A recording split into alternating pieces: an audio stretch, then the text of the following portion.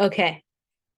So tonight for the next 4 sessions, I think it'll be over the next month, we'll be talking about the home buying process and what does that look like for you guys and what are the things you need to pay attention to as you prepare to purchase a home. So I want to say thank you to the Boston Public Library and the Kirsten Business Library for this opportunity to come back and just help you guys figure out and navigate the process. My name is Denisha McDonald. I am the founder of Our Village Initiative. We are a social impact platform and consulting firm, and we're focused on financial empowerment and homeownership to help close the wealth gap. So really helping you guys figure out and navigate the home buying process, find all the money that's available out there to you so that you can leverage that to help you accomplish your goals sooner, and any other resources related to homeownership so that you can become a homeowner. So over the next 4 sessions, we're going to be talking about the home buying process and building your team. That's tonight.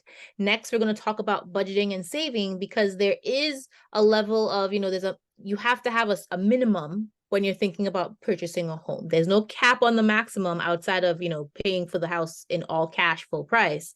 But there is a minimum that you need for your down payment. So we're going to talk about that and ways in which you can accomplish that goal. We're going to talk about credit. And then we're also going to talk about the different loan products and down payment assistance programs out there. For those of you, I will make the caveat now. For those of you who are you have a pre-approval, you're out there looking, the Mash Dreams program ends this Friday. So that's where they give you the 5% up to $50,000 towards the purchase of your home. If you are a resident of one of 29 cities and towns, Boston is one of them, that ends this Friday. So if your lender has not informed you, you need to follow up with them so that you can make sure your application is in for funding for that. And I'll have my contact information at the end so that you guys can follow up if you need any help with kind of navigating that, because it does end at 5 p.m. on Friday. So a few housekeeping. I think I made it so you guys cannot unmute yourself. So please keep your mics muted. Make sure you place all of your questions in the chat. I will pause periodically to answer the questions if they are in line, or I'll wait until the end and kind of go through everyone's questions. Please don't be afraid to participate.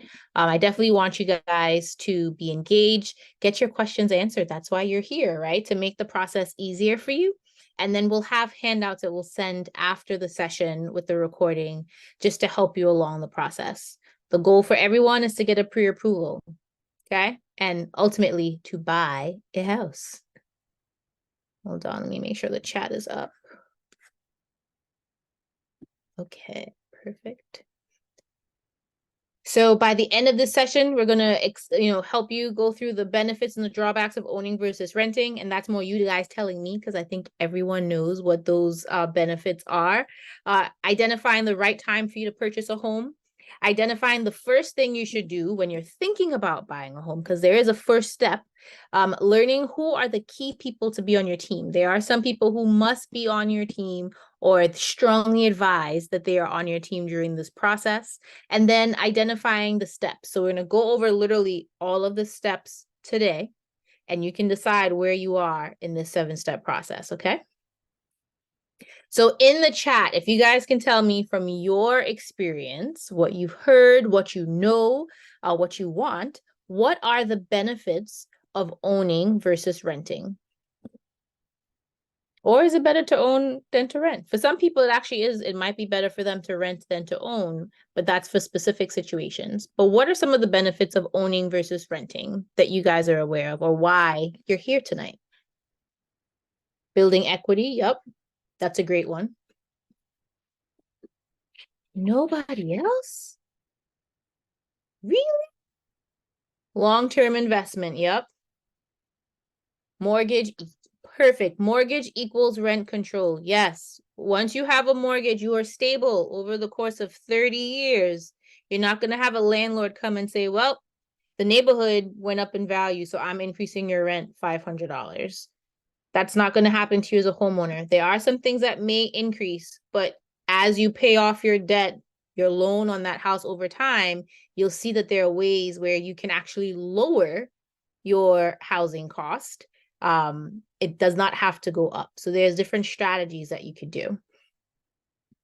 Awesome. So someone said earlier, one of the reasons why they want to own is because you get to build equity, and that is correct. Equity translates to a higher net worth, which is when you sell all the things of value that you own or that you have a debt on, right? What's left after that, because you sold it, the cash that's left is what we call your net worth, right? So when we hear Mark Zuckerberg and Jeff Bezos, they're billionaires. It's not because they have $1 billion sitting in the bank. It's because they have assets or things of value that if they were to liquidate or sell all those things, they would have those billions of dollars, right? So owning a home is one way in which you can increase your net worth. And typically they say, for a renter, they may have about $5,000 saved. And that's money that's liquid in their bank account, or if they were to, sell off pull money from retirement or other investment options, they might have about $5,000. Whereas for a homeowner, you have over $200,000 worth of equity in your home. So not everyone wants to sell, but God forbid you had to sell. Depending on when you purchased, you could walk away with significant equity. And over time, we've seen that the prices have only gone up. We've had some periods over the past few decades where, we'll have housing bubbles and the prices drop, but that should not bother you if you're planning to live in it. When you're buying your primary residence, what's happening in the market doesn't really affect you unless you're planning to sell. If you're planning to live there, the market can crash, the market could turn into $1 million market. It doesn't matter because you're living there, right? Your cost is stabilized, so you're okay. It's only when you're thinking of selling does all of these other factors really come into play, or when you want to, have access to that cash. So when you are thinking of buying, when's the right time to buy, right? Especially now, we've seen interest rates have gone up. From last year, we went from 2.5% to 3% interest rate. Now we are at 8 point something, because it fluctuates all the time, right? So interest rates have gone up significantly in the past 12 months. We've seen sales prices increase as well over the past 5 years. Over the last year, even though there aren't as many homes on the market, which means it's slowed down, the prices have not necessarily come down. So the prices are maintaining where they are, high. Housing inventory. Are we in a high inventory space right now, a low inventory space? For you guys, what do you think is the best time to buy? Looking at all these options. Some people are like, well, when I have kids, then I want to purchase the home. So I want to look at school districts. Where I live matters. So I'm going to wait till I can get into the home that I want in the neighborhood that I want. When is the right time to buy for you guys? Come on. When do you think is the right time to buy? What are you looking at? The lowest interest rate, okay? That's a very valid point. Yes. Because right now it feels like it's insane. I will say the right time to buy is when you can afford it. So if you can afford a house with high interest rate, then you buy, because it's still going to be more affordable than renting, right? If you see that the rise in interest rate is decreasing your buying power, or just makes it where it's not, then it's not the right time for you to purchase.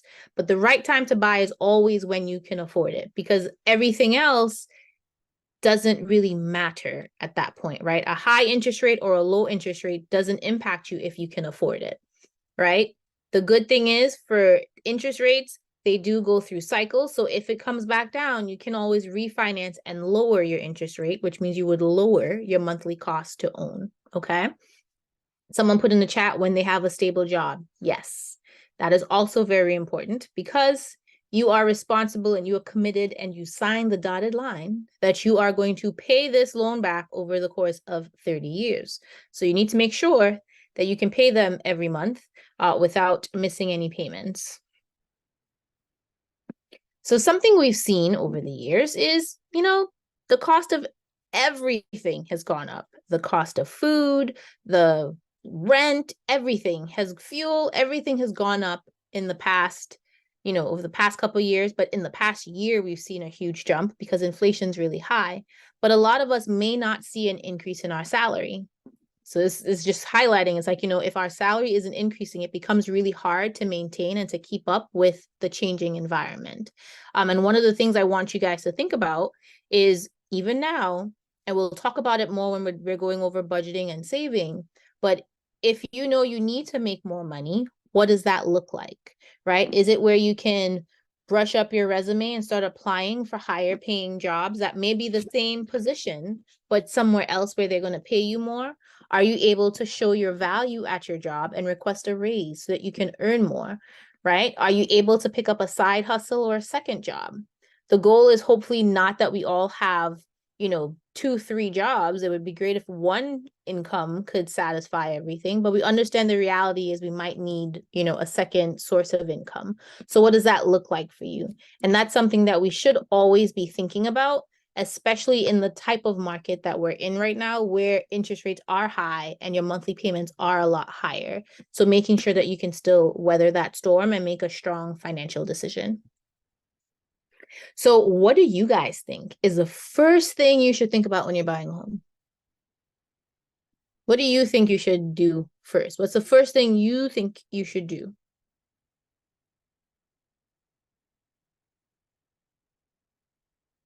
Pick a location. Okay. What else? Yes, you should know where you want to live. I've had consultations with people and where I thought they wanted to live is they're like, I don't know. I might live anywhere in the country at this point. So when you save for a down payment, when you have a pre-approval, I am loving these answers. Perfect. So Shirley, you are correct. The first thing you need to do is figure out your finances, right? You need to know what do I have? What can I do? What's the reality here, right? And that's even before you go talk to a lender. We're going to show you kind of some of the things that you need to pay attention to before you even get to the lender. Because if we already know you have X over all 3 of these, it's like, I already know the lender's not going to give me a pre-approval, right? So I need to work on these things before I get there. So here is our 7-step home buying process. So the first step to me is to know your numbers. So you're going to figure out what your numbers are. And I don't have it here, but along with that first step is registering for your first-time homebuyers class. If you're trying to access all the down payment funds that are out there right now, and there's a lot, even though we're losing one, there's still several others to choose from, then you need to have your certificate.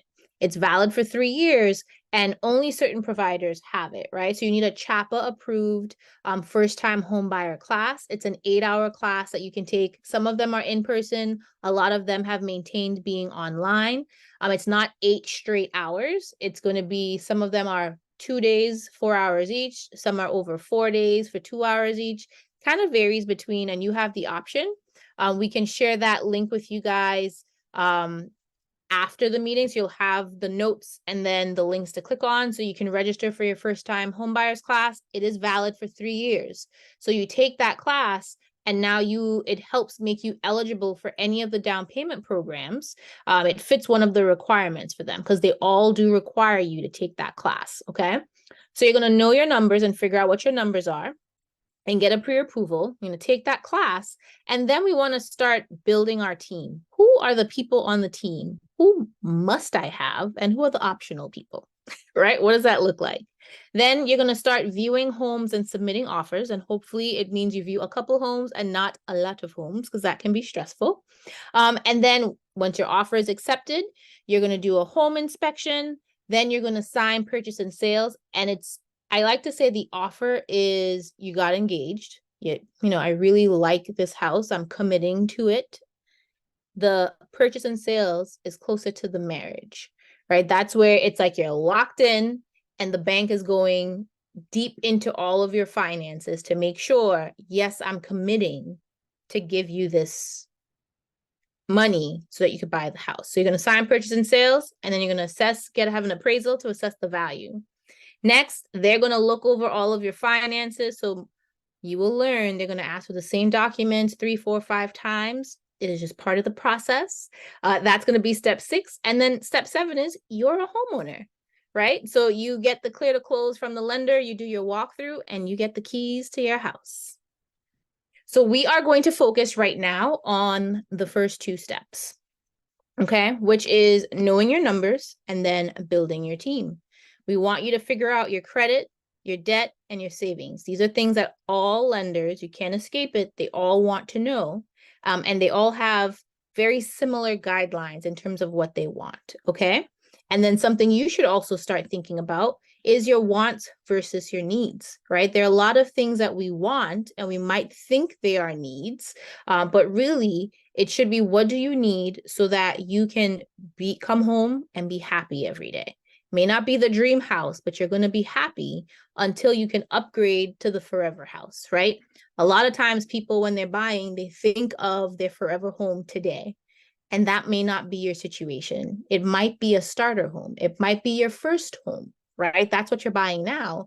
And you're going to upgrade that in future years to your dream home, okay? So what do lenders want? They're looking at the 3 C's. So they're going to look at your capital. What do you have saved? They expect you to have some skin in the game. They want to see that you are financially responsible so that you can manage your finances, right? You have a job, you're working, you're paying bills, you're paying rent. Are you able to save in the midst of that? Because rent is really the equivalent of a mortgage, right? So with all of that responsibility, are you able to save, right? So that's showing them that you're really good at managing or saving your money for a big reason or a big purpose. They're also going to look at your credit history. What's your credit score, right?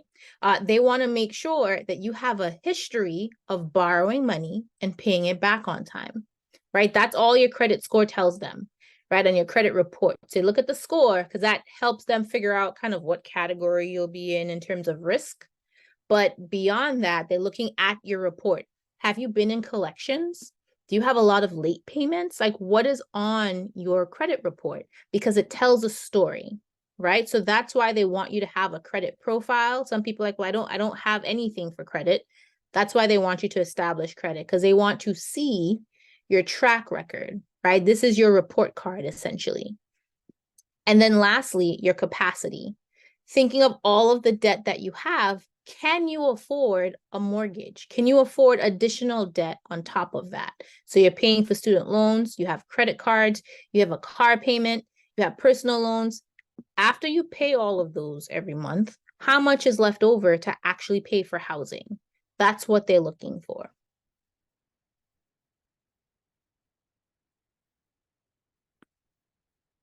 So, how much do you guys think you need to buy a home? Do you think you need 10,000? Do you think you need 20,000? 20%? 2%? What do you think? How much do you think you need to buy a house? It is always interesting to hear the numbers that people say, or, you know, their thought process in terms of how much do I actually need? 5%, okay. Anyone else? Let me get 2 more answers. I see 2 for 5%. What else are we thinking? 10 to 20%, okay. Nice. 20%. Awesome. Okay. So the right answer is, oh no, did it skip? Oh, it didn't go. So the right answer is you are all correct to some degree.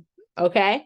So the number, the dollar amount, we don't know it because it's always a percentage of the purchase price. It's a percentage of whatever you're going to pay for the house will determine your actual down payment.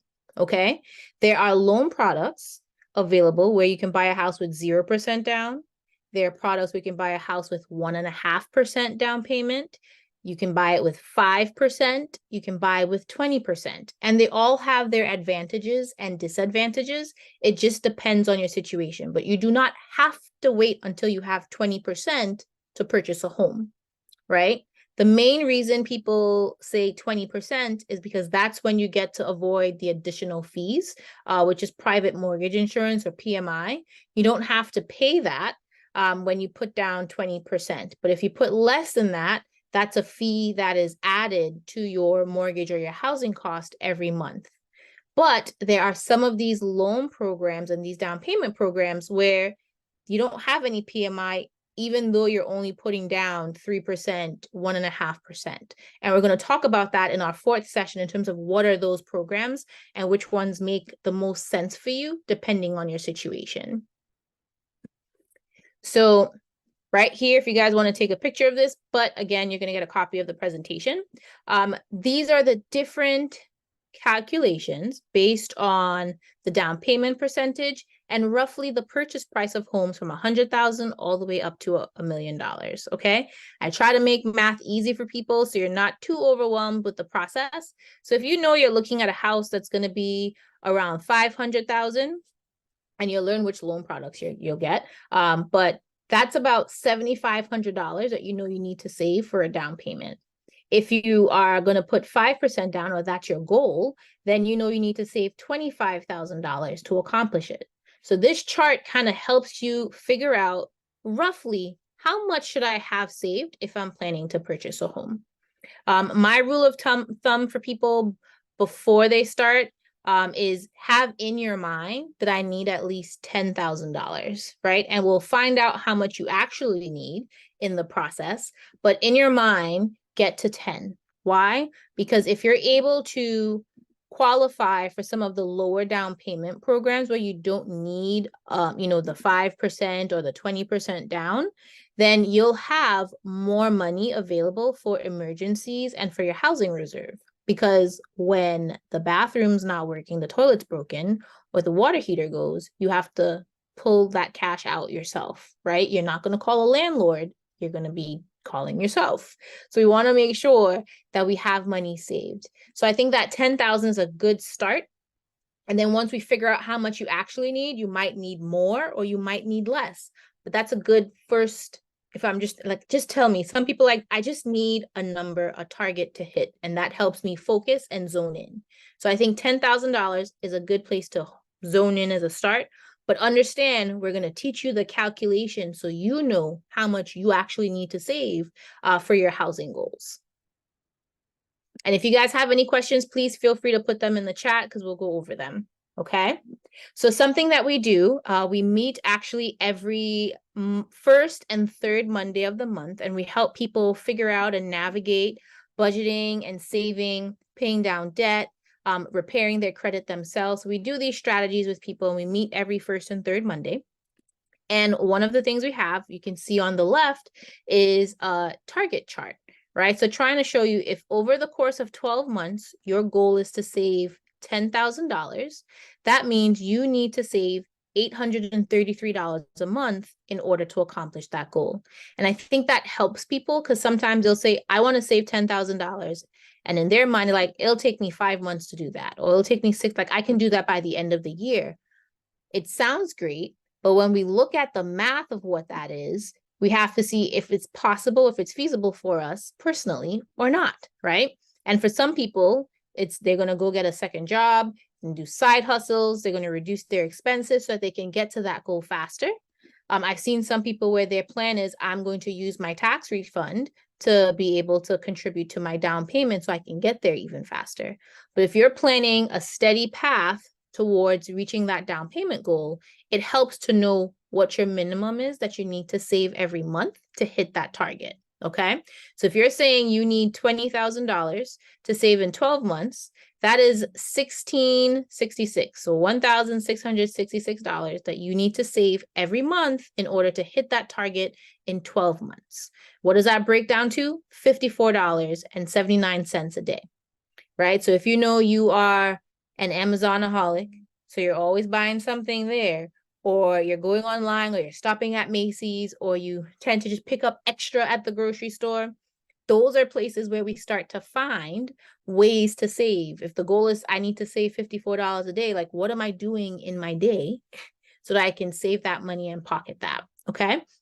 And then the image on the right is showing you guys just a savings challenge, which is a chart to help you just kind of stick to your goal, right? So if you're saying, okay, I need to save $100 every month or every week, some people can do that, then what does that look like, right? And you're coloring the house, or you're coloring the different images to help you visually keep track of how you're doing, right? And that helps some people because just having money go into their bank account it doesn't really motivate them or help them, but seeing something and having it on their wall can be really helpful.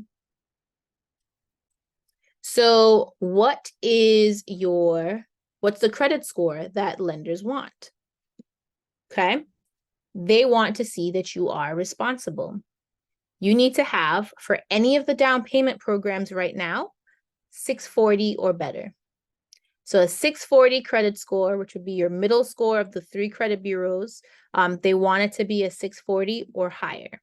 Okay. Can you have lower and still buy a house? Yes, you can. You can actually buy a home with a 580 credit score, but why would you want to? Your interest rate's going to be higher. You're going to have, it's going to be really expensive, or a lot more expensive to own with that credit score versus spending the time to get to the minimum to qualify for all of the benefits. Okay. So 640, get that in your mind, is the minimum that you need in order to qualify for a lot of these down payment programs and to qualify for some of the better loan products that are out there. Okay.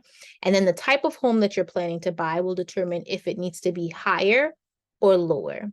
Okay. So if you're trying to buy a multifamily, they want you to have 680, and some programs want you to have a 700 credit score.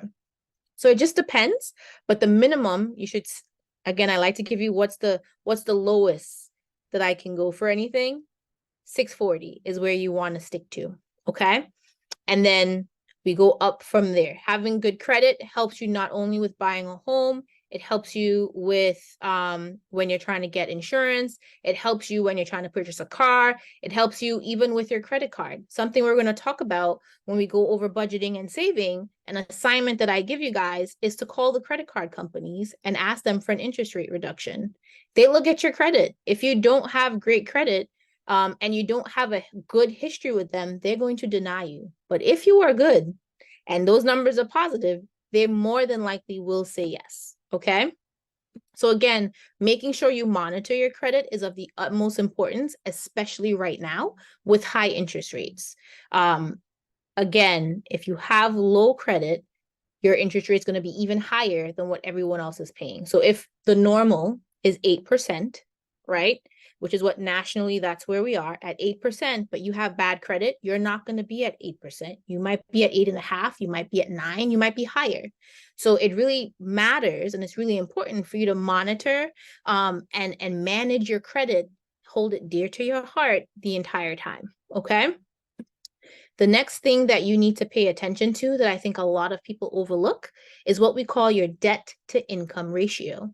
And what that is looking at all of your monthly debts, so totaling them all up, the things that show up on your credit report. So they don't care that you have childcare or that you pay for sports or any aftercare activities for your kids. They don't care about any of that. They only care about what shows up on your credit report. So if you have student loans, credit cards, car loan, personal loans, anything that shows up on your credit report, what is the minimum that you're required to pay for each of those every month? They're going to find the total of that and take it as a percentage of your total monthly income. And that's your debt to income ratio. If you have a lot of debt, we call that consumer debt, then the bank's not going to give you a lot to purchase a home because it's always a percentage of your income is what you're going to get pre-approved for. Okay. So if you know your income is on the lower end and you have a lot of debt, we have to focus on 2 things: paying off the majority of that debt and finding ways to increase our income so that we can buy in the market, right? Because if your income says that you can only afford $1,500 a month for a house, but all of the houses out there, their monthly payments start at $2,000, that means you're not going to be able to buy because you don't have enough room in your budget to afford the house. Okay. So that's where we're going to be paying attention to your debt and what does that look like as a percentage of your income. Okay. And that's something that a lot of people don't focus on or they don't think about. And then they get really upset when they talk to the loan officer and find out that their pre-approval is really small. And it's because they have, a $600 a month car payment. They have $500 a month in credit card debt. So it starts to add up because one lender said, I'm not sure what the numbers are right now, so please forgive me. or don't quote me on it because it changes as interest rates fluctuate. But $500 is almost the equivalent of almost $100,000 in your buying power for the house. So every $500,000 piece of debt that you're carrying every month is decreasing your buying power by that much. Okay. So it's really important that we focus on paying off debt because it can hurt you in ways that you're not even thinking about. So someone said it earlier, and you were absolutely correct. You need to have stable and reliable income and work history. So someone was asking, do I need to be working full time? Is that what they mean by stable and reliable? No. You can, if you work part-time, but it's consistent, right? And you're making $100,000 a year working part-time consistently, that counts because it's stable and it's reliable, right? You don't have to work full-time to make that, but they do want to see that your income is stable and reliable. And what does that mean? Stable means I've seen it over the past few years. So if you are a teacher and you're in education, I need to see that you've been a teacher for at least 2 years. If you're an office assistant, right? So that's administration or HR. I need to see that you've been in that field for 2 years to know that, yes, it is stable and it's reliable because you've been working in that field for 2 years. I can predict, unless you hate your job, but they don't care if you hate your job, right? And you want to switch. It's like, I can foresee that you're going to stay in that field long term. So I will lend you money. You're not just going to quit. If they look at your work history and see that every 6 months you're changing jobs and changing careers, you started off as a teaching assistant, then you switched to being a chef, then you took 2 months off, then you came back and you're like, okay, I'm going to be in real estate, be an agent, or I'm going to be in construction. When they see all of these inconsistencies, the bank is not going to loan you money. For you, it's like, I'm a hustler. I will find ways to make money. That is good. That is what we call survival. But that's not stable for a bank when they want to lend you hundreds of thousands of dollars, right? They want to make sure you have something that's stable and that for the foreseeable future, you're going to be attending that job going forward so that they can get their money. Okay. So you want to make sure you have consistent income coming in, and they look at it over a period of 2 years. So they want to see 2 years of work history. Doesn't mean you have to stay at your job for 2 years, right? But you do need to stay in the field for 2 years. So let's say you're in education, right? They want you to be in education for 2 years, but you can go, be at the Holmes Elementary one time and then go to Boston Latin, the next year, but you're still in education. You're okay there. Your work history is stable. It's when you're switching career paths is where you start getting in trouble, because now to them, you don't really know what you want to do. So it's not stable. Here we have just, again, like I said, we meet every first and third Monday of the month. We give you guys a tracker. So again, we want you to monitor how you're doing so we know what we need to improve over time. So if you start, in October, right? What do your credit score look like by December? How much money were you able to save between October and December? Did you increase your income from October to December by getting a second job or a side hustle? What were you able to do? And we want you guys to track it twofold, because we want to know how you're doing. And when we check in on you, we can problem solve. I'm always about solutions. So if we see that you're not improving, why? Okay. But also, I want you to see your growth or the lack of growth, because now who do you blame for that lack of growth? Or what do we need to change so that we can change the trajectory of that? Okay.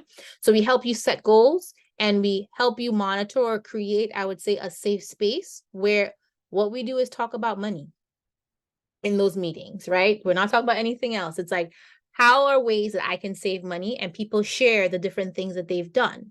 This past Monday, a lady, we were talking about credit, but you're saying how she was able to pay off her credit card debt is because she would save, do every side hustle job she can find, but she also would have her family members save their bottles and their cans so that she could take that and go cash it in to get money. And she's like, every time I got paid from that, it went directly into paying off a credit card. Right. So coming up with different strategies, because if you're hungry enough, you will do whatever it takes to get there.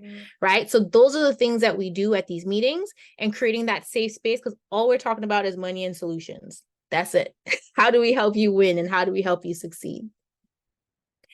So I'm going to take a moment and just check, because next we're going to talk about building your team. So the question I see here, how do we join the Savings Challenge group? So I'll send that information again with Desiree. So you guys will get that from the library in an email in terms of how you can sign up for that. And I have a slide later on where you guys, there's a project we're working on, and people who sign up there, they also get assistance. So we'll talk about that in a little bit. So next, we're going to be talking about building your team. Do I need an agent? Do I need an attorney? Must I get an inspection? Okay. So you want to make sure whoever you're choosing has experience. I am not against a brand new agent or a brand new loan officer, right? I'm not against you selecting someone, but you want to know that they have a strong team working with them, right? So if you're going to choose someone, let's say your cousin just got their license, should you take a chance on them or not?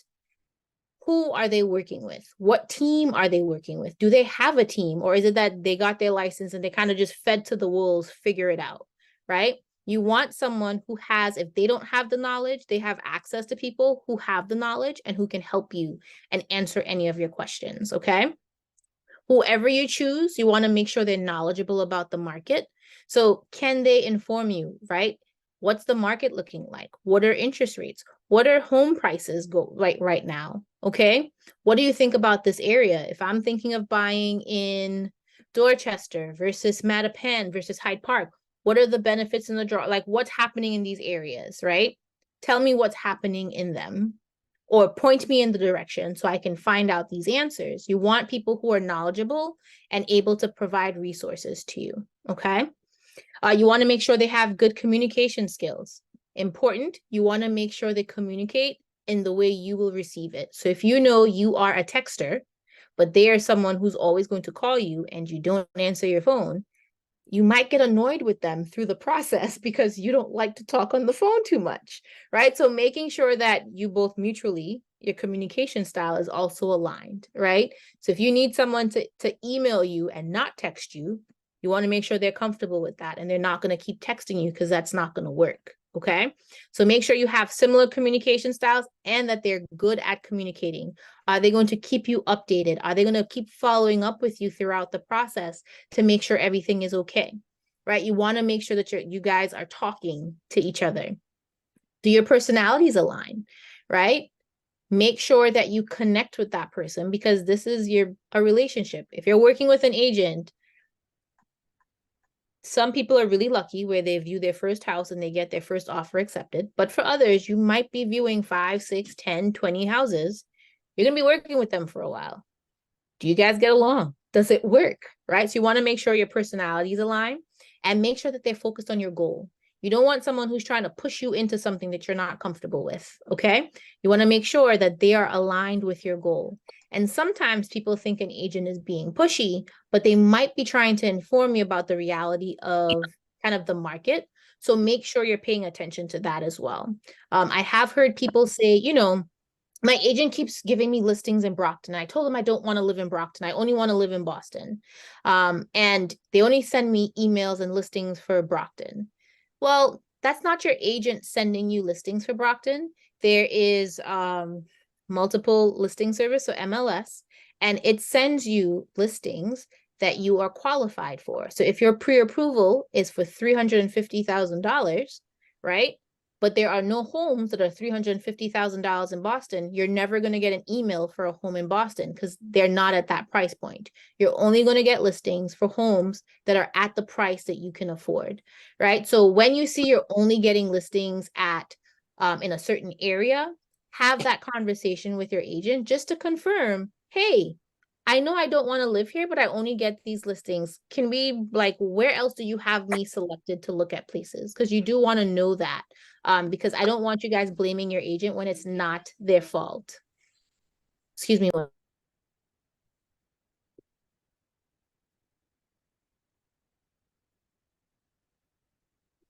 Okay. So you might be wondering, how do I find? I don't know anyone in real estate. I don't know agents. I don't know lenders. I don't know attorneys. I don't know anyone. So who do you talk to? Good people to talk to, friends and family, right? Has anyone who's purchased a home? So sometimes people who have not purchased a home are giving recommendations, and I prefer that you have some experience. Like, I need you to vouch for the person that you're referring to me. So if you're telling me, go talk to this agent, did you use them or do you know someone who used them? Because I want to talk to that person to see what their experience was, right? If they're referring you to a lender, did you use them or you know someone who used them? Because I don't want your friend who's a lender. I want experience. I want to know that that person did a good job. Okay. So that's a good place to go. For the lenders, depending on the programs that you're qualified for, the city of Boston has a list of approved lenders that have the products that you might need depending on your income.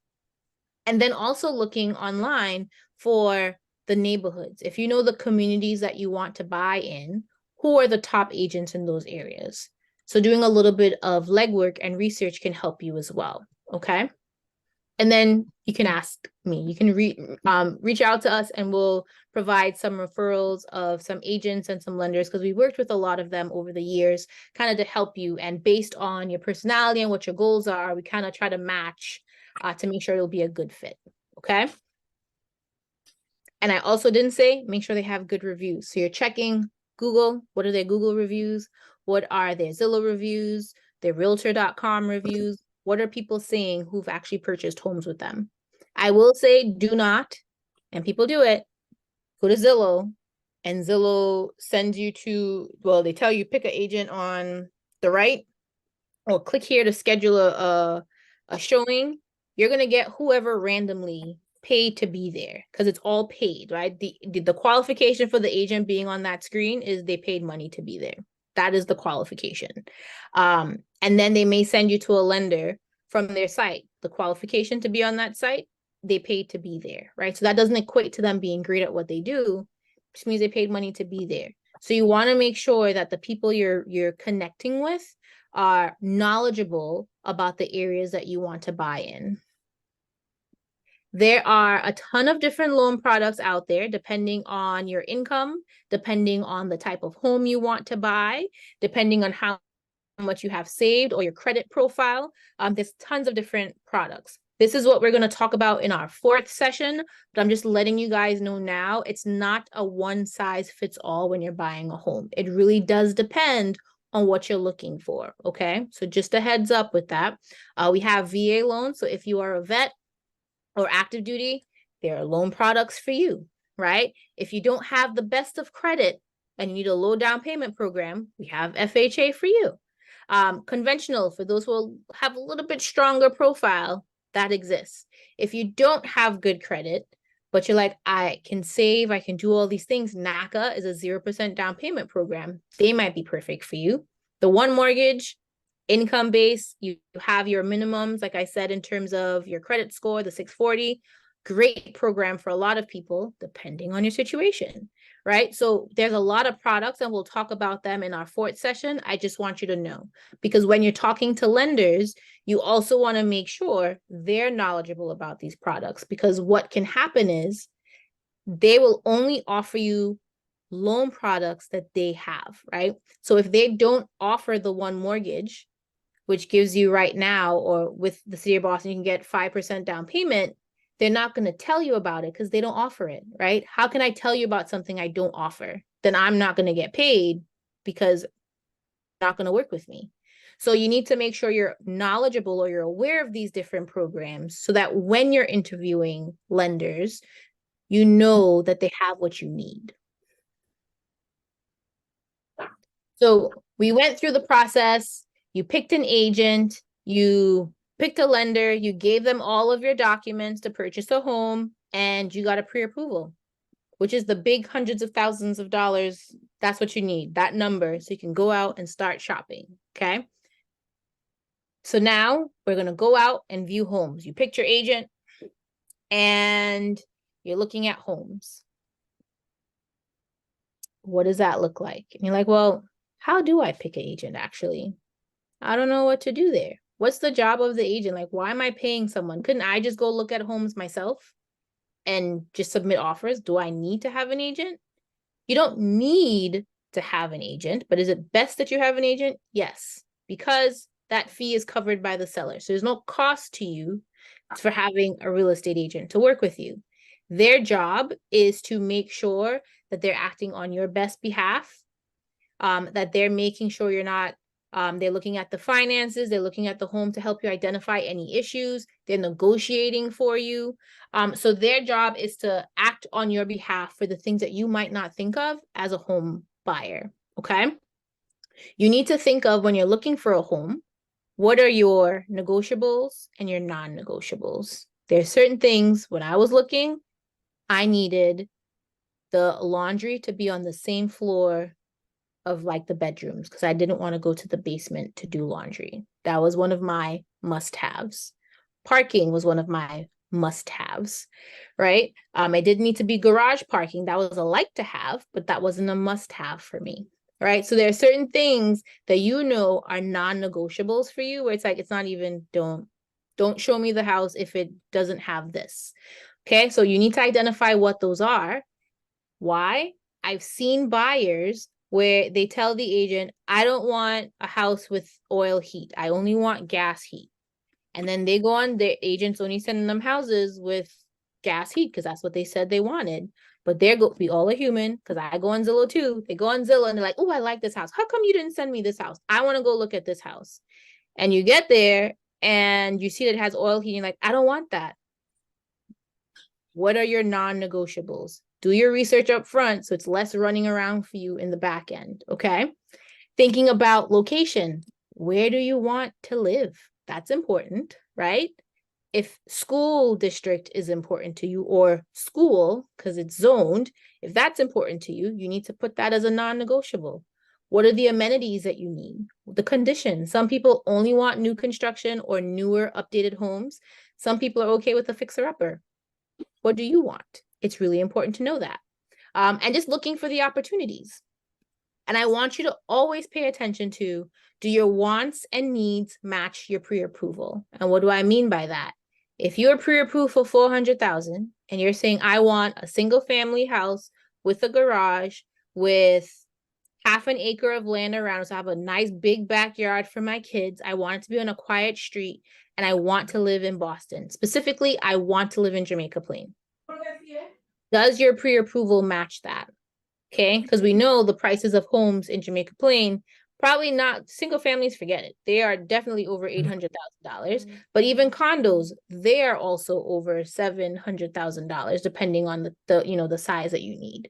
So does your pre-approval match your wants and your needs? And if it doesn't, now we have to think about and make some adjustments to that. Am I changing location? Am I changing some of my wants? Ooh, can you mute yourself, please? Hold on one second, guys.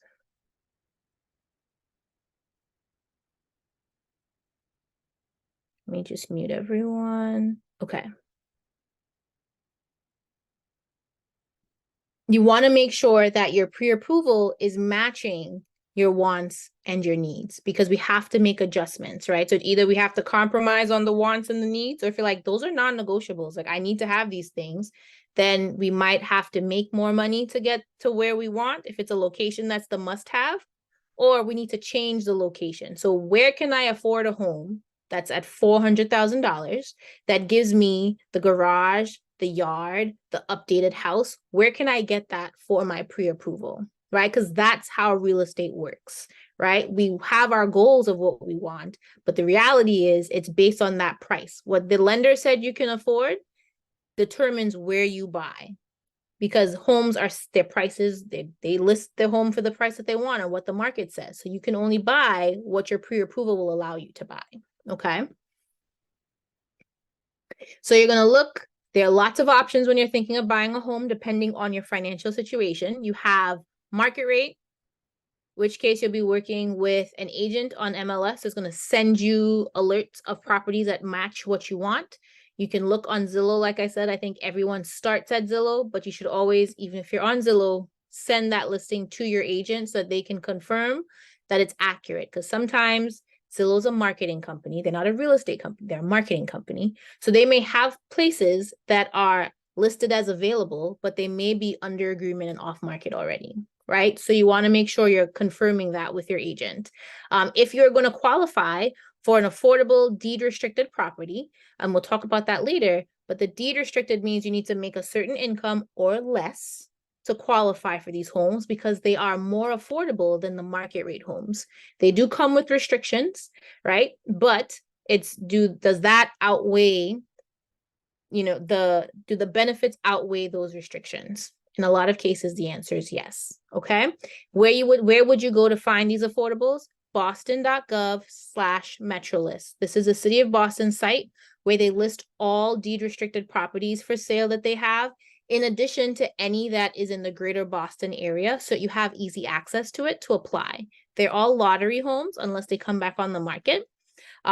Great opportunity. There's nothing else for you to do but apply. You apply for it and you wait to be called, just like a lottery. So I tell people, whether you're looking on market or affordable, do both, because it just costs you the time to fill out the application for the lottery, and then you just wait to get picked or selected for a unit. Okay. So the MetroList is a great space to go identify any of those homes. They actually have rentals and homeownership units listed on there that are affordable. So I told you guys earlier, there is a project that's coming. So it is called the Preserve on Olmsted Green. They are currently building 80 condo townhouses right now in Mattapan. If you guys would like to know more information about that, we're hosting a session next Thursday to tell you guys more about it, let you see some of the floor plans, what does it take to qualify, tell you about the down payment programs and everything that's available for these homes, and give you an opportunity so that, again, there are 80 units coming starting next year. We want people to know, we want people to apply, because what we tend to see with new construction is we ignore it. We walk past the construction every day. You're not thinking about buying a house. You're just living life, just going around. And then one day the siding is up, the house is finished, and you're like, I really like that. I want to buy that, right? But you weren't paying attention to your finances, step one, in the home buying process. So you have no money saved, you have poor credit, and you have a lot of debt. You can't buy the house because you missed the time to fix all those things, right? So we're giving you a heads up, so to speak, where we know these units are coming. How can we help you get prepared for it, right? How do we make sure you're doing all the things so you can qualify for one of these condo townhouses, okay? So if you're interested, please go to mattapan.eventbrite.com and register. It will be next Thursday that we're going through kind of the requirements for these units. So you might be saying, if I don't know anyone, how do I pick an agent? Do I just pick a random person? My cousin gave me a recommendation, I go with that. Why do I need an agent? We talked about it before, right? They give you that guidance. Their job is to act on your best behalf. So they have legal documentation that they're supposed to always operate in your best interest. There are consequences if they do not. So make sure that you are screening them correctly. They are the master connector. So yes, I said you can interview lenders from friends and family who recommended them. But a lot of times, if you are able to select a really good agent, really great agents work with really great lenders, because that's what helps them, work with their clients. So they're master connectors to connect you to the different people who also will be on your team. So that's another resource in terms of where do I find a lender? Is to talk to an agent. They're great the good ones are great negotiators, and they help you with all the paperwork. So some people are like, I'll buy the house myself. I don't need anyone to help me. Do you know what the paperwork is supposed to look like? Do you know what you're supposed to put on there, what you're obligated to do? That's their job, to take care of that for you. And then when you go to the home inspection, to help negotiate whatever you find there, to help get you the best situation or resolve to the issues if there are any. Okay. So on here we have, I talked about the first two already. The third one was signing a buyer's brokerage agreement. So a lot of people say, I don't want to sign a contract. I don't want to sign a contract and work with an agent. The reason why agents have you sign a contract is because it's almost like a marriage, right? You're in a long-term relationship when you select an agent, and that agent, only one person gets compensation at the end of it, right? So they want to make sure, if I'm working with you, I'm driving around to find you homes, I'm doing all the research and all the legwork, that you're going to be committed to working with me, right? Because you don't want to have three people working for you, helping you, and only one person is able to be compensated. That's not fair, right? That's kind of like you going to work every day and then your boss says, well, Jimmy over there did the same thing as you, so I'm not going to pay you even though you put in the hours. I just gave him the money, right? So we want to make sure we're building that relationship. And when you show that you're committed to them, they're going to be equally committed to you, right? There are some agents who will work with you, even though you're working with multiple agents, but I can guarantee you, they're probably just like, if they reach out to me and ask me anything, I'll answer it, but I'm not putting in the extra effort because they're working with other agents, right? There's no commitment there from you, so they're not going to wholly commit to you as well. So that's what that buyer's agreement is for. And it also protects you because you have, again, a binding contract. So that if they violate anything in there, you have it documented, okay? If you decide you don't want to work with that agent anymore, you're like, I signed the contract, they suck, I made a bad decision, what do I do now? All you have to do is send it in writing. I no longer want to work with you as my agent. It did not work out because XYZ. Contract terminated because you've essentially fired them, okay? And then you want to work with them to create a plan. So just managing your expectations, really understanding what the market looks like, having those conversations up front saves you a lot of headache and heartache in the long run. So sitting down with your agent and mapping out a plan for the home search is really helpful. I'd much rather spend an hour with you and figure out what are your wants, what are your needs, what are your non-negotiables, and really hone in on what those things are so that when I send you homes or when we go to open houses, there's a great chance you're going to say, yes, I love this house because I did my research up front, as opposed to just going to any open house because you're just like, I just want to buy a house, right? And then it doesn't fit your description of what you want. I'd much rather do that homework up front so that we can be really efficient and get you what you want, because timing is the name of the game right now, right? When you go to open houses, we're still having bidding wars. So you want to make sure you're going to the homes that you're most likely going to be submitting offers on, okay? So here you guys will get a copy of the presentation. So just kind of some questions that if you're interviewing agents, what can you ask them, or what are things that you want to think about when you are interviewing an agent? The next person on your team is an attorney. You should have an attorney because their job is to review all of your legal documents and to make sure you're not signing something that you didn't mean to sign, or to fight for you if you said you wanted something, but then the seller didn't give that to you. We've had cases in the past where the agent put all appliances and fixtures are to be included in the sale on the offer. Offer was accepted. It's in the purchase and sales. They want all the appliances. They go to close on the house, they do their walkthrough, and the appliances are all gone. Well, now you have that legal document that your attorney drafted for you. And it's like, hey, everyone signed this, the seller signed it, and they said all appliances and fixtures are going to be included. They took them all. So you are going to cut my client a check for all the things that you took that was supposed to remain in the house. Okay.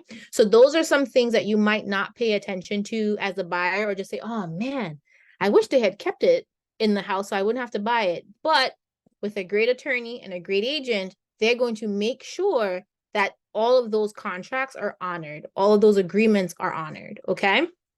You want to make sure your attorney is a real estate attorney.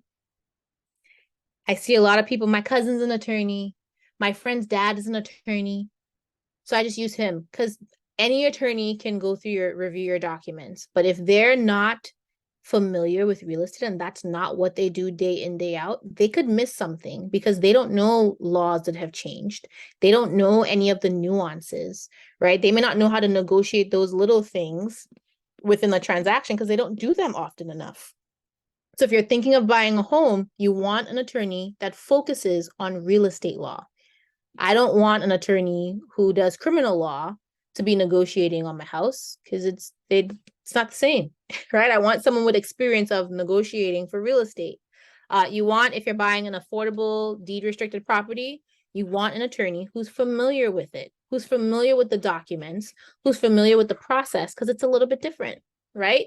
You don't want someone who's trying to figure it out with you. Don't do it. I've been through those as well, and they're not fun. Okay. Same thing, make sure the personalities align, good communication skills. Do they get back to you fairly quickly within an hour or two? Or is it like you send them an email at 7 a.m. and they don't get back to you till 7 p.m.? Why?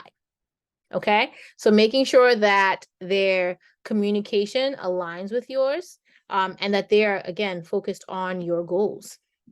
So now we're talking about submitting offers. You're out with your agent, you're looking at houses. What are we paying attention to? You're paying attention to price. Everyone's paying attention to price, right? You're paying attention when you get an offer, you're submitting an offer. What are the contingencies? What are the things you're putting in your offer that will make you more attractive to the seller compared to the other person, right? So what are you asking them for? How much are you putting down? Right? Yes, some sellers, like they're looking at, I want the person who's putting down the most amount of money. That's who I'm going to pick. Right? But you don't have the most amount of money. So what can you do within your offer? And a good agent will help you figure out how to craft your offer so that you will stand out even though you don't have the most money to put down. Okay? And then what's your closing timeline? Right? So is it going to take you 30 days to close? Is it going to take you 60 days to close? How long does it take your bank to close on this? Because if a seller wants to close quickly and you're at 60 days, your offer most likely is not going to be accepted. Okay. So these are some things that you want to think about. But honestly, if you choose a great agent, this is what they're already thinking about. And they're going to help you craft a strategy to make sure that every time you submit an offer, that it's the best offer. Okay. You got your offer accepted. You guys submitted a winning offer. Like it was hard for the seller to say no. And now you want to do a home inspection. Do you have to do a home inspection? It's not required. Should you do a home inspection? It's highly recommended. Why? Because especially if you are on a lower budget, so you don't have a lot left over after you buy the house, you want to make sure that everything is in working order, because if anything breaks, you have to come out of pocket for that. So you want to make sure that home inspection is meant to identify any issues in the property and make sure that it'll be safe for you to move in.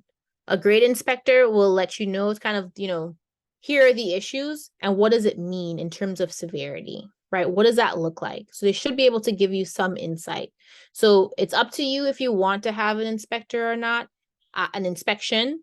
I think it is a great idea as a first-time home buyer because you want to make sure you're making a good decision, right? We've seen people with like, no, I don't want an inspection. They got it. They discovered mold in the house. They discovered termites, which are things they would not have seen, but for the inspector kind of pulling the veil over some things and looking at it a little bit deeper than we would as a first-time home buyer.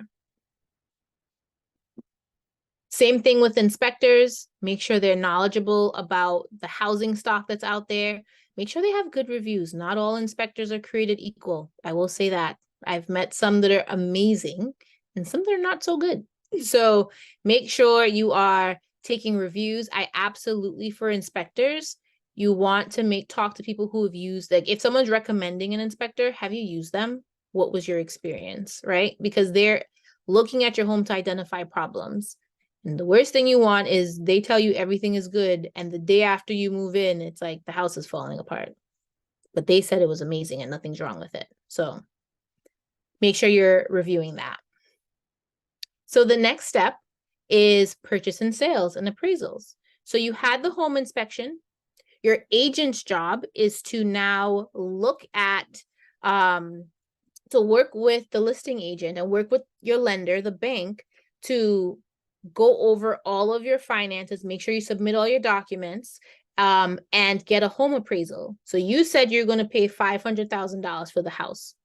Does the appraiser think your house is worth that house is worth $500,000. Because if the appraisal comes back and that house is worth $510,000, what does that mean? Put it in the chat. If I put an offer in at 500,000, I get an appraisal, and the appraisal says the home is worth $510,000. Is that good or bad? Someone tell me. You could just put good or bad if you don't want to explain. So I'm about to buy it at 500, but it's worth 510. Thank you very much. It is a great thing. If you are buying for less than the house is worth, means you have what we call equity, right? So you're going into that home with it having more value than you paid for it. Okay, so that's like saying, which you wouldn't do this, but if you had to, you bought the house today and you had to move in, it didn't work out. You wanted to sell it right away, right? When you sold, that $10,000 difference is what you would all you did was buy the house, but you would walk away with that because it has gone up in value, or not gone up, but it had more value than what you purchased it for. Okay. Doesn't work out quite that smooth, but I'm trying to give you just an understanding of what it looks like. So you're buying it for less than it's worth, which is a good thing. If the house is, you have an offer in, or you're buying it for 500,000, but the appraisal comes back in at 480, that is a bad thing, right? Because now you're telling the bank, I am paying too much for this house. I am buying this house and I'm already upside down because I owe more than the house is worth. So if I were to sell it, I had to cut you a check in order to sell my house. Doesn't work, right? So when we're looking at appraisals and why they're important and why we tell people not to waive them, is because it protects you in that regard, right? You can luck out and have a home that's worth more than you're going to pay for it. Or if it's worth less, someone put in the chat that you can negotiate for a lower price. Absolutely. So if you bought it, you're going to purchase at 500,000, but it's only worth 480. Your attorney and your agent now can go back to that seller and say, hey, this house is not worth what you are trying to sell it for. The bank will only fund how much it's worth. And the appraiser said it's only worth 480. So we can only pay you $480,000. And they might go, oh my gosh, that's wrong. I'm going to put it back on the market. Please understand that if the appraiser said it's only worth 480, the next person, they're going to come in, and although they offer you $550,000, if the appraiser says it's only worth 480, that is all that they can pay for the house. Okay? Unless they have extra cash just to write you a check for the difference. So understanding, if you get a house where you're paying too much for it, and we figure that out before you close because the appraisal says that, then your agent and your attorney can go back and negotiate on your behalf to lower the price to what the bank will fund. So that is an option. And if they wrote your contract, your offer the right way, if the seller says, I don't care, I'm keeping your deposit and I'm not giving you the house, you are protected. They would have to release you from that contract and give you back all of your money. Okay? So again, this is why having a great agent and a great attorney is important, so that they can, if these things happen, they can solve it for you. The next phase is you went through purchase and sales, you got the appraisal, everything is good. The bank is like, whew, okay, you made the decision to buy this house, you submit the offer, you said you want to pay this much for the house. Do we think, after looking at your finances with a fine-tooth comb, because they're going to look at everything, your bank statements, line by line, can you afford this house? So they're going to use the rest of their time to try to find anything that will show you're not a good fit. And then if they don't find anything, they say, okay, we're going to loan you this $500,000 to purchase the home. So that last phase is where they're just looking at your finances. They're going to ask you to submit more documents. You're going to have to call, well, you're not going to, but provide information for your employer. They're going to call and verify, is this person still working there? How long have they been working with you? They're not going to interview if you're a good employee or not. They just want to know, when did you start? And do they anticipate you working with them long term? So like I said, during this phase, It's paperwork, paperwork, paperwork, and it feels overwhelming. It feels stressful. It will be frustrating when they ask you for your bank statements when you submitted it to them last week, sometimes. Woosah, and just understand it's part of the process. And sometimes it's just going to take a while. So you resubmit the same documents again. You say, thank you. Let me know what else you need. And you just help them along the process to make sure that everything's going well. And then the last phase is the best part. The bank says, hey, Denisha, you submitted an offer for $500,000. We looked through your finances and we searched everything. And we've determined that we are actually going to lend you this $500,000 so you can buy this house. You get the clear to close, which is music to your ears, right? Because that means you're going to close and you're going to own a house, right? The next thing after that is you're going to do a final walkthrough. Always do a final walkthrough. Why? The house may not look like how you saw it when you first submitted an offer, and you want to confirm that, because once you sign paperwork and close on the house and it's yours, you cannot go back to the seller and complain about anything, because now it's optional on what they need to do, right? So if they said all appliances needed to be included in the sale and you get there for your final walkthrough and the appliances are not there, they're cutting you a check to buy new appliances, okay? If you said everything needs to be in the condition in which you saw it, right? So there were no dings on the wall, no broken glass, no broken windows or anything like that. And you move in, like you go to your final walkthrough and there's a huge hole in the wall, then that sounds like something you're going to negotiate and get a check for at closing, because that is not the condition you saw the house in when you submitted your offer. So it's really important to do that final walkthrough. We've also seen where sellers move out and they leave trash. So it's like they leave all the things they didn't want in the house. The house is supposed to be delivered in broom swept condition if your agent put that in the offer. And that means all of their trash needs to be gone. So if their trash is in the house, again, they either need to clean it up before you close, or they're cutting you a check to pay for it to be cleaned. That's not your responsibility. So it's important that you do that final walkthrough. I'm not an active agent anymore, but when I was active, I had a client where we did the final walkthrough and we heard like a shh. I'm like, what is that? We're doing the walkthrough, go through. The water heater broke the night before their closing.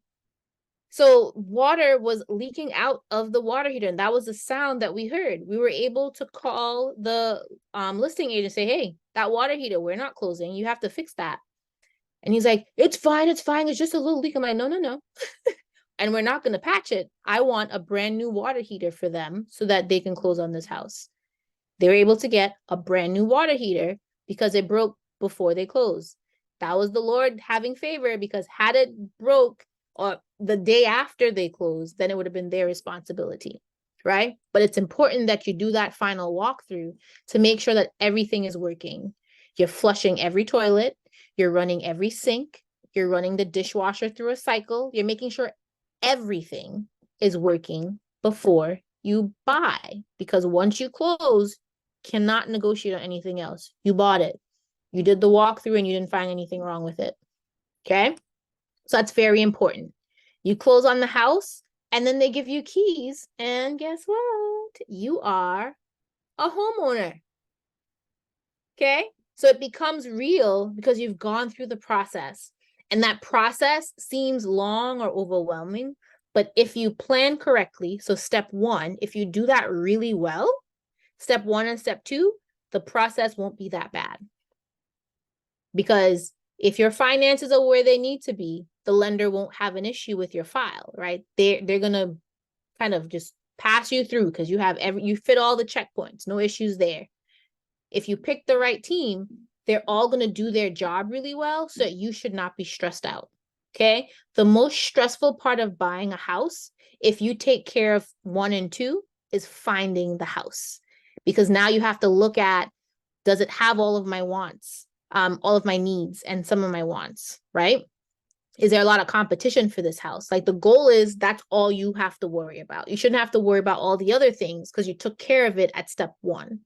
So that's what we're trying to drive home, the home buying process can seem overwhelming, but with the right team, it's not going to be bad. And if you do your part in the beginning, it helps everyone else to support you the best that they can throughout the entire process. Right now, there's a lot of down payment assistance. There's a lot of deed restricted affordable homes coming on the market. That is the government, that is city officials, that is developers and other funders doing their part to make homeownership affordable. They have requirements, and all they need for you to do is meet your part. So if they're saying they need a 640 credit score for you to get this house at 50% off, I'm going to need you to get your credit score to the 640 that they're asking, because they're not going to give you money if you don't meet it, right? So just making sure a lot of people have done their part. We want to make sure that you're doing your part to be able to purchase a home as well. Okay, so here's a picture of the home buying process. Again, I like it as a 7-step. It's not the end of the world if you take care of 1 and 2 really well. Okay, do we have any questions?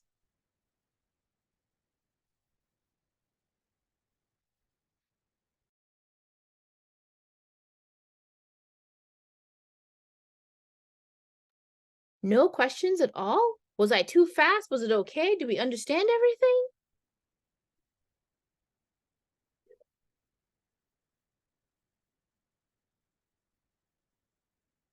Okay, so in the chat, thank you. In the chat here, it says, is there a list of common non-negotiable things to help know what all you should be thinking about? It's completely personal, because what's non-negotiable to me might be negotiable to you, right? So for me,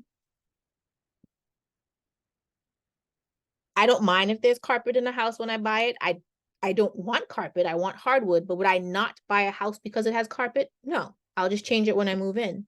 But for some people, they're like, I need it to be hardwood from day one because I don't like carpet. I might be deathly allergic to the dust from carpet, so I can't be in a room because of my allergies because of carpet, and I don't have the money to have it. So it's really subjective. So it's really personal in terms of the non-negotiables. Some people are like, I need it to be modern and updated. Others, I don't care if it's the ugliest house on the block. I have the money and I have the loan product that will help me rehab it and make it what I want. So it really is dependent on what you want. And I think it's great to go over that list with your agent so that, and always caveat, because they can't steer you, I want you to be honest with me, right? So am I being too picky, right, in these things? And how do I navigate that, right? Because for some people, they make it seem like hardwood floors is the do or die for a house, and they go see a house where it has everything else on their checklist. Everything else is checked off but hardwood floors. And it's like, are you really going to walk away when you could just install hardwood floors yourself? Right? So sometimes we need that reality check. To me, it's a conversation. A lot of people take offense to things. I'm like, communication skills. We're adults. We can talk about things and figure it out. Help me. Maybe I'm being too picky, right? Some people, when I was active again, I had that conversation. It's like, this is your first house. It's not your forever house. So yes, you would like a 3-bedroom home, 2-bath with a garage, and you're single with no kids. That is the want. But the market, and you want to live in a certain neighborhood, the market doesn't support that based on your pre-approval. So how about we get the house that you can afford, and we find the best house that you can afford that fits everything else on your list, and you can upgrade. We'll put a plan together so you can upgrade to the forever home later on. What we've seen in the last housing cycle, a lot of people were so focused on getting their dream house that they missed out on all of the opportunities to buy a house or a good house, right? And upgrade later. And what does that mean? They could have been paying $1,500 a month for a 3-bedroom that was a little bit older, but well-maintained, nothing wrong with it. But because they wanted to live with the garage and fully updated house with the big backyard, now they're paying $3,000 a month in rent because they didn't want to make the sacrifice back here. They missed all of the equity They missed that low monthly payment. They missed all of the benefits because they were searching after this forever home, when all they had to do was start where they could afford and where they were at and upgrade to the life that they wanted later on. So it's a little bit of strategy and just understanding the market that we're in, right? Not everyone's going to get their dream right away. It might be a two-step process for you, and that's okay, right? So just making sure we're paying attention to that. Let me see. Oh, they said it's just nice to have examples. If I could think of some examples for must-haves or non-negotiables, if you are on a low budget, so you don't have money to upgrade things. So we'll put it that way. You want to make sure the heating system has a few years left, so it's not where it's at the end of its life. Because you don't want to have to get a new boiler the year after you move in, or a new water heater, because they're usually good for about 7 years. And let's say this one is on its 8th year, right? You need to have the money because it's going to go at some point. Make sure that's good. If you're not someone who's handy, you probably don't want a house that needs a lot of work because you can't fix them and you don't want to fix them. So you need a well-maintained house, right? For you, that's a valid non-negotiable because I can't fix it. I don't know anyone who can fix it, and I don't have money to fix it. So I need a house that's near new so that I have low maintenance fees, right? So those are things to think about. In the question, someone asked about condos and HOAs. If you don't want to pay HOAs or you don't want to be attached to someone else, that might be a non-negotiable for you. Like, I don't want someone living above me. So I'm never going to live in a condo building because I don't want someone living above me. That can be a non-negotiable for you. So it really depends on what's important to you. I would say make a list. And then if you wanted to reach out, we can go over it and figure out, like, is it really a non-negotiable? Is it a must-have or a like-to-have? That's what I call it. And that's when I'm going through questionnaires with people. Is it a must-have or a like-to-have, right? Because some things, it's like, I really, I want it, but I don't need it. So we start to figure out what that is. When you're looking at condos, it's not just the condo fee. So some people just look at how much it costs. Like if it's an extra $300, $400, $500 a month. Yes, the money is a factor because it's going to affect your pre-approval amount. So the higher the condo fee, the lower your pre-approval is going to be. Because remember we said every $500 about $100,000. So that's real. It's also how well is it managed. So when you're looking at condos, look at the whole community, right? Is there chipped and peeling paint? Is it like things broken? Do they maintain the yard space of the common areas? Is it clean? Do they do snow removal? What's included in my condo fees? Those are things that you want to pay attention to because you don't want to pay $500 a month and the only thing they do is snow removal. That's not $500 a month because it doesn't even snow in July. So why? Right? So what's included in that condo fee? And then are they doing what the condo fee is for? Like, are they actually executing on that? So if it's supposed to be exterior maintenance, lawn care, snow removal, okay, when I drive by, is the lawn cut? Are the bushes hedged? When it's snowing, did they shovel the snow? Do I have to shovel the snow? How much snow do I have to shovel? Because most times they shovel the common area, right? So the driveway of the parking lot, but not where your car is, right? You'll have to do that part yourself. So you want to pay attention to those things and what's included. Some people, for their $500 a month, they might have a pool. They might have heat included. They might have water included. Others may not. So looking at all of those things and what's important to you and what you're comfortable paying. So my first home was a condo townhouse, and it paid for exterior maintenance, of course, master insurance. So anything that happens to the building on the outside of the walls, they would take care of. Anything inside the house, my insurance would take care of. They did snow removal. What else did they cover? The exterior maintenance, the snow removal, the landscaping, and they took really great care of our community. Like, I still love it and it's still very well maintained. And that was really important. Another thing that's important is reserves. Do they have money at the end of the year and throughout the years to pay for big expenses? Because at some point, they're going to have to redo the driveway. At some point, they may have to repaint the buildings. They may have to replace the roof. Are they about to say, hey, Denisha, I know you're paying condo fees consistently, but right now we need $5,000 from each condo owner to pay for this roof repair, right? You want to make sure they have a reserve and it's well managed. So those I would say are the big things, and then what's important to you and when you're thinking about condo fees. Hopefully I answered everything. Let me know. Here I have my email address and our website. If you guys have any questions, feel free to ask. Happy to help. The goal is to make sure you guys are well informed, you're comfortable, and you're getting honest answers, right? And that people aren't trying to take advantage of you because you are prepared and you know. So today was the overview of the home buying process. Next time we meet, so in 2 weeks, we're going to be talking about budgeting and saving. So getting your finances where they need to be, because there's over $100,000 in down payment assistance out there right now, depending on your situation. Okay. So I want you guys to have access to that. So we're going to talk about that in 2 weeks. After that, we're going to be talking about credit. So what can you do to improve your credit yourself? And if you're like, I don't have time to do any of these things, then you hire a professional, right? That's an option too, if you don't want to do it yourself.